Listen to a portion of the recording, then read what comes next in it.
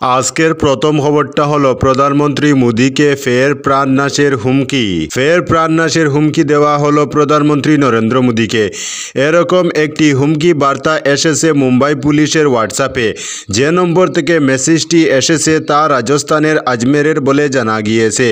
ইতিমধ্যেই অভিযুক্তকে ধরতে মুম্বাই পুলিশের একটি দল রওনা দিয়েছে। সূত্রের খবর, শনিবার সকালে মুম্বাই ট্রাফিক পুলিশের হেল্পলাইন নম্বরের হোয়াটসঅ্যাপে বার্তাটি আসে। সেখানে পাক গুপ্তচর সংস্থা আইএসআইয়ের উল্লেখ রয়েছে। বার্তায় বোমা বিস্ফোরণ ঘটিয়ে মোদীকে খুনের শখের কথা বলা হয়েছে। যদিও পুলিশ এই ব্যাপারে বেশি কিছু জানায়নি। এই হুমকির বার্তা পাওয়ার পরে মুম্বাইয়ের থানায় এফআইআর দায়ের করা হয়েছে। ইতিমধ্যেই তদন্ত শুরু হয়েছে। তবে তদন্তকারীদের প্রাথমিক অনুমান অভিযুক্তের মানসিক সমস্যা থাকতে পারে বা মত্ত অবস্থায় এই মেসেজ করে থাকতে পারে। উল্লেখ্য, অক্টোবরের শেষের দিকেও প্রধানমন্ত্রীকে খুনের পরিকল্পনা করা হয়েছে বলে হুমকি ফোন আসে মুম্বাই পুলিশের কাছে। এরপরই তদন্তে নামে পুলিশ। জানা যায় যে ফোনটি এসেছে আন্ধেরি থেকে। দ্রুত খবর যায় আন্ধেরি থানায়। তৈরি করা হয় পুলিশের এক তদন্তকারী দল। অবশেষে এই ঘটনায় 34 বছরের এক মহিলাকে গ্রেফতার করা হয়েছিল। তবে পুলিশ জানিয়েছিল তিনি মানসিকভাবে সুস্থ নন। এবার ফের একবার খুনের হুমকি পেলেন মোদী। আজকের পরবর্তী খবরটি হলো, বাংলাদেশের প্রসঙ্গ তুলে হিন্দুদের অস্ত্র রাখার পরামর্শ বিজেপি নেতা। বাংলাদেশের তথাকথিত হিন্দু নির্যাতন নিয়ে অসংখ্য মিথ্যা তথ্য ছড়াতে দেখা যাচ্ছে ভারতের বিভিন্ন গণমাধ্যমে। এমন পরিস্থিতিতে হিন্দুদের অস্ত্র সঙ্গে রাখার পরামর্শ দিলেন পশ্চিমবঙ্গের বিজেপি নেতা অর্জুন সিং। হিন্দুদের সুরক্ষা ইস্যুতে কথা বলার সময়ই অস্ত্র সঙ্গে রাখার মতো পরামর্শ দিয়ে বসলেন অর্জুন। রবিবার জগদ্দল বিধানসভার অন্তর্গত শ্যামনগরের জাউতলা বিজেপি সদস্য সংগ্রহ অভিযানে বেরিয়ে বাংলাদেশের উদাহরণ তুলে অর্জুন সুজাসাপটাভাবেই বলেন, নিজেরা বাঁচতে চাইলে ঘরে ঘরে অস্ত্র রাখুন। এর পাশাপাশি এদিন সনাতনীদের হিন্দু সম্প্রদায়ের মানুষদের ঐক্যবদ্ধ করতে গেরুয়া শিবিরের ছায়ার তলায় আসার আহ্বান জানালেন অর্জুন সিং। আজকের পরবর্তী খবরটি হলো, ভারত থেকে মিথ্যা কথা প্রচার করা হচ্ছে বললেন কবির সুমন। বাংলাদেশের সংখ্যালঘু নির্যাতনের অভিযোগ তুলে পশ্চিমবঙ্গ সহ ভারতের বিভিন্ন জায়গায় প্রতিবাদ হচ্ছে। এর মধ্যে গত সোমবার হঠাৎ আগরতলায় বাংলাদেশের সহকারী হাইকমিশনে হামলা, ভাঙচুর ও পতাকা নামিয়ে ছেড়ার ঘটনাও ঘটেছে। এতে দুই দেশের মধ্যে এ ধরনের উত্তেজনা তৈরি হয়েছে। এসব ইস্যুতে এবার মুখ খুললেন পশ্চিমবঙ্গের গীতকার ও সঙ্গীত শিল্পী কবির সুমন। শনিবার এক ফেসবুক পোস্টে অপার বাংলার কিংবদন্তি এই সঙ্গীত শিল্প লিখেছেন, আমি হিন্দু পরিবারে জন্মগ্রহণ করেছি, কিন্তু আমি মানুষ হতে চাই। মুসলমানরা আমার ও আমার পরিবারের উপরে অত্যাচার করেনি। আমার প্রণাম নিবেন। কথাগুলি একটু আগে আমায় লিখে জানিয়েছেন আমার স্নেহভাজন এক নবীন বাংলাদেশি বন্ধু। কবির সুমন আরও লিখেছেন, তার নাম আমি প্রকাশ করছি না। মাঝে মাঝে তিনি কলকাতায় এসে আমার সঙ্গে দেখা করে যান। তার পরিচয় জানলে আমার দেশে তার কপালে কি জুটবে কে জানে। বাংলাদেশের মুসলমান আর হিন্দুদের সম্পর্কে মিথ্যে কথা প্রচার হচ্ছে জানিয়ে এই সঙ্গীত শিল্পী বলেন, ভারত থেকে যারা বাংলাদেশের মুসলমান আর হিন্দুদের সম্পর্কে মিথ্যা কথা প্রচার করে চলছে, তারা জেনে রাখুক মিথ্যা প্রচারের শেষ পর্যন্ত কোনো কাজ হয় না। আজকের পরবর্তী খবরটি হলো, বাংলাদেশের সংখ্যালঘু নির্যাতনের নিন্দা আহলে সুন্নতের। একগুচ্ছ কর্মসূচি হাতে নিল নবগঠিত উত্তর পূর্বাঞ্চল আহলে সুন্নত ওয়াল জামাত। রবিবার শিলচর বাইপাসের আরহান ভবনে জামাতের কার্যকরী কমিটির জরুরি সভায় বিভিন্ন প্রস্তাবাদি নিয়ে আলোচনা হয়। জামাতের কর্মপন্থা নিয়ে দীর্ঘ আলোচনা করেন আহলে সুন্নতের পদাধিকারী ও সদস্যরা। এদিনের সভায় বাংলাদেশের সংখ্যালঘু নির্যাতনের ঘটনার নিন্দা জানায় উত্তর পূর্বাঞ্চল আহলে সুন্নত ওয়াল জামাত। প্রত্যেক দেশের সংখ্যালঘুদের নিরাপত্তা দিতে সংখ্যাগুরুদের দায়িত্ব ও কর্তব্য। তাই বাংলাদেশের শান্তি সম্প্রতি বজায় রাখতে সে দেশের সরকারকে কঠোর হতে দাবি জানায় আহলে সুন্নত। আজকের পরবর্তী খবরটি হলো, শিবসাগরের রাজমাই গরুর হাটে হাহাকার। গরুর মাংস বিক্রি নিষিদ্ধ হওয়ায় শিবসাগরের রাজমাই গরুর হাটে হাহাকার সৃষ্টি হয়েছে। গরু বিক্রি করতে না পেরে ঘরে ফিরছেন বিক্রেতারা। কিন্তু এখন গরুর মাংস নিষিদ্ধ হওয়ার পর অসমিয়া কৃষকদের পেটে লাথি পড়ছে বলে মনে হচ্ছে। গরু ক্রেতার সংখ্যা কমে গেছে এবং গরু বিক্রি করতে না পেরে বিপাকে পড়েছেন গরু খামারিরা। রাজমাই গরুর বাজার দক্ষিণ অসমের প্রাচীনতম এবং বৃহত্তম গরুর বাজার। শিবসাগর, ডিব্রুগড়, চড়াইদেউ, লক্ষ্মীমপুর, ধেমাজি এবং তিনসুকিয়া জেলায় শত শত গবাদি পশু পালনকারী রয়েছেন যারা রাজমাই বাজারে তাদের গবাদি পশু নিয়ে আসেন। বর্তমানে গরুর মাংস নিষিদ্ধ হওয়ায় বাজার ক্ষতিগ্রস্ত হয়েছে।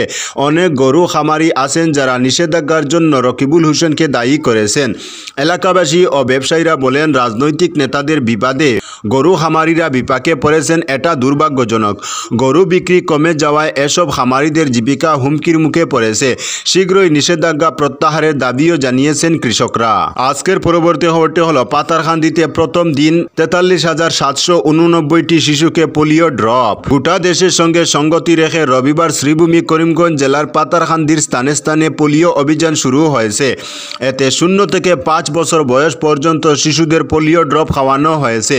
পাতারকান্দি ব্লক প্রাথমিক স্বাস্থ্য কেন্দ্রের অধীনে মোট 266টি পোলিও বুথে মোট 43,789টি শিশুকে এই প্রতিষেধক ড্রপ খাওয়ান স্বাস্থ্যকর্মীরা। আগামী 2 দিন তারা বাড়ি বাড়ি গিয়ে অবশিষ্ট শিশুদের মুখে এই প্রতিষেধক তুলে দেবেন। রবিবার পাতারকান্দি ব্লক প্রাথমিক স্বাস্থ্য কেন্দ্রের বিপিএম সৌমেন্দ্র দাস জানান যে এই প্রাথমিক ব্লক স্বাস্থ্য কেন্দ্রের অধীনে এবার মোট 60,387টি শিশুকে পোলিও ড্রপ খাওয়ানোর লক্ষ্যমাত্রা ধার্য করা হয়েছে। আজকের পরবর্তী খবরটি হলো, পেঁয়াজ বুঝাই লরি থেকে 294 কার্টন কফ সিরাপ উদ্ধার চুরাইবাড়িতে। কলকাতা থেকে অসম হয়ে ত্রিপুরায় পাচারের পথে 5 কোটি টাকার কফ সিরাপ বাজেয়াপ্ত করল চুরাইবাড়ি পুলিশ। রবিবার সকালে অসম ত্রিপুরা 8 নং জাতীয় সড়ক ধরে ইউপি 75 AT 4207 নম্বরের একটি 14 চাকার পেঁয়াজ বুঝাই লরি ত্রিপুরা প্রবেশের মুখে চুরাইবাড়ি পুলিশের চেকিং পয়েন্টে পৌঁছলে কর্তব্যরত পুলিশ তল্লাশি চালায়। গাড়িটি যথারীত দলবল নিয়ে তল্লাশি করেন 8 ইনচার্জ প্রণব মিলি। আজকের পরবর্তী খবরটি হলো, দুষ্কৃতীর দলের খপ্পরে পরে মোটা অঙ্কের টাকা খোয়ালেন ব্যবসায়ী। মাস দিন পরও নেই দরপাকড় খুব। মাছ বিক্রি করে গড়ে ফেরার পথে দুষ্কৃতী দলের খপ্পরে পরে মোটা অঙ্কের টাকা খোয়ালেও আজ পর্যন্ত পুলিশ কোনো পদক্ষেপ করেনি। এ নিয়ে খুব ব্যক্ত করেন ব্যবসায়ী। শনিবার হাতিছড়া জিপির গড়েরবন্দ গটিবাড়ি এলাকার ব্যবসায়ী বিনয় কৃষ্ণ চৌধুরী সাংবাদিক ডেকে জানান, গত 26 অক্টোবর শনিবার আনুমানিক 10:40 লেবুরবন্দ বাজার থেকে মাছ বিক্রি করে গড়ে ফেরার পথে বেশ কিছু সংখ্যক দুষ্কৃতীরা তাকে গলায় দাঁড়ালো দা দিয়ে ভয় দেখিয়ে মাছ বিক্রির সংগ্রহ করা 52,600 টাকা ছিনতাই করে নিয়ে যায়। সেদিন মাছ বিক্রেতা বিনয় কৃষ্ণ চৌধুরী গড়ে পৌঁছে বাড়ির সবাইকে জানান এবং ঘটনাটি শুনে রাত আনুমানিক 1টা নাগাদ মালুগ্রাম থানায় গিয়ে একটি এজাহার দায়ের করেন। তিনি বলেন, পরিতাপের বিষয় আজ অবধি চিহ্নিত করা দুষ্কৃতীদের ধরতে অক্ষম মালুগ্রাম থানা। দুষ্কৃতীরা বহাল তবিয়েতে ঘুরে বেড়াচ্ছেন গ্রামে। পরবর্তী সময়ে বিনয় কৃষ্ণ চৌধুরীর বাবা বারেন্দ্র চৌধুরী বিষয়টি নিয়ে গত 25 নভেম্বর কাছাড় জেলা পুলিশ সুপারের কাছে বিষয়টি তুলে ধরেন ও একটি লিখিত স্মারকলিপি তুলে দেন। তবুও জেলা পুলিশ প্রশাসন এই দুষ্কৃতীদের ধরতে সম্পূর্ণভাবে ব্যর্থ বলে জানান বিনয় কৃষ্ণ চৌধুরী। তিনি বলেন, দুষ্কৃতীরা প্রায়ই তাকে ও তার পরিবারের সদস্যদের প্রাণনাশের হুমকি দিয়ে আসছে। তাই অতি সত্বর এই চিহ্নিত করা দুষ্কৃতীদের পাকড়াও করে আইনগতভাবে কঠিন শাস্তির অনুরোধ জানান জেলা প্রশাসনের কাছে। অসহায় বিনয় কৃষ্ণ চৌধুরী, বাবা বারেন্দ্র চৌধুরী, বজেন্দ্র চৌধুরী, বিশ্বজিৎ চৌধুরী, মন্টু মালাকার, রতীন্দ্র দাস, শ্রীকৃষ্ণ দাস, জয়মণি দাস সহ অন্যান্যরা। আজকের পরবর্তী খবরটি হলো, পেটে গুলি নিয়ে 15 জন যাত্রীর প্রাণ বাঁচালেন চালক। পেটে গুলি লাগা অবস্থায় বেশ কয়েক কিলোমিটার গাড়ি ছুটিয়ে প্রায় 15 জন যাত্রীর প্রাণ বাঁচালেন গাড়ি চালক। ঘটনাটি ঘটেছে বিহারের ভোজপুর জেলায়। আহত ওই গাড়ি চালকের নাম সন্তোষ সিং। সূত্রের খবর, এদিন একটি অনুষ্ঠান বাড়ি থেকে এই যাত্রীদের নিয়ে ফিরছিলেন সন্তোষ। এই সময় জাউগ্রামের কাছে 2 বাইক আরোহী দুষ্কৃতী তাদের গাড়িটিকে আটকানোর চেষ্টা করে। গাড়ি না থামানোয় গাড়ি লক্ষ্য করে গুলি ছুড়ে এই দুষ্কৃতীরা।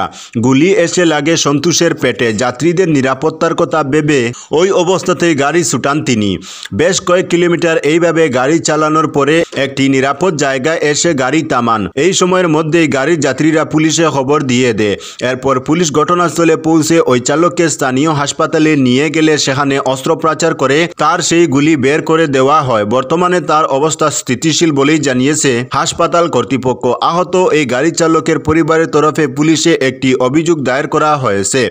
ঘটনার তদন্ত শুরু করেছে পুলিশ। আজকের পরবর্তী খবরটি হলো, সিরিয়া মুক্ত ঘোষণা বিদ্রোহী গোষ্ঠীর উল্লাস। সিরিয়ার বিদ্রোহী গোষ্ঠী হায়াত তাহরির আল শামস দেশটিকে মুক্ত ঘোষণা করেছে। স্বৈরশাসক প্রেসিডেন্ট বাশার আল আসাদ রাজধানী দামাস্কো থেকে পালিয়ে যাওয়ার পর গোষ্ঠীটি এই ঘোষণা দেয়। রবিবার সকালে এইচটিএস এক টেলিগ্রাম পোস্টে জানায় স্বৈরশাসক বাশার আল আসাদ পালিয়েছেন। এর মধ্য দিয়ে একটি অন্ধকার যুগের সমাপ্তি এবং নতুন যুগের সূচনা হলো। সিরিয়া ছেড়ে পালিয়েছেন বাশার আল আসাদ বিদ্রোহী গোষ্ঠী ঘোষণা দেয়। আসাদ সরকারের অর্ধ শতাব্দীর শাসনামলে বাস্তুচ্যুত বা কারাগারে বন্দী সিরিয়ানরা এখন ঘরে ফিরতে পারবেন। তো বন্ধুরা, আজকের জন্য এতটুকু। পরবর্তী কোনো নতুন ভিডিওতে দেখা হবে, তখন অবধি ধন্যবাদ।